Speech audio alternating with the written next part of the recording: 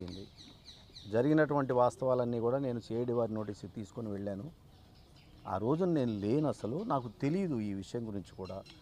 ఎప్పట్లాగనే నేను ఆ రోజున కూడా ఆ దాడి జరిగినటువంటి రోజున నేను వ్యవసాయం చేసుకుంటా ఉన్నాను. నా పొలంలో ఉన్నాను, కావాలంటే మీరు చెక్ చేసుకోండి అని చెప్పాను నేను వాళ్ళకి.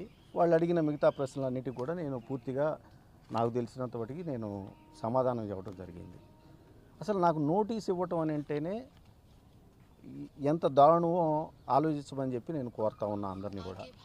ఎందుకంటే 2021లో జరిగినటువంటి సంఘటనకి సంబంధించి ఆ రోజు ఉన్నటువంటి పోలీసు అధికారులు దర్యాప్తు చేసి ఆ దర్యాప్తులో వాళ్ళు ఆ దర్యాప్తుకి సంబంధించిన విధంగా కొంతమంది నేరస్తుల్ని వాళ్ళు చేర్చుకోవడం జరిగింది ఆ దర్యాప్తులో భాగంగా.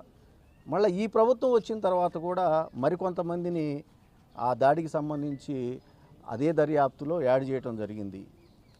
ఇంత జరిగినా కూడా ఈ ప్రభుత్వం వచ్చి సంవత్సర కాలం గడిచిన తర్వాత కూడా ఇంత అయినా కూడా మళ్ళీ లాస్ట్లో నన్ను చేర్చడం అని అంటే ఇది వాస్తవానికి నేను అనుకుంటుంది వాళ్ళకి తెలుసు, తెలుగుదేశం వాళ్ళకు కూడా ఆ దాడిలో నేను లేను, నా పాత్ర ఉండదు అని చెప్పి తెలిసినా కూడా మరి నేను గతంలో అక్కడ నారా లోకేష్ గారి మీద గెలుచున్నాను.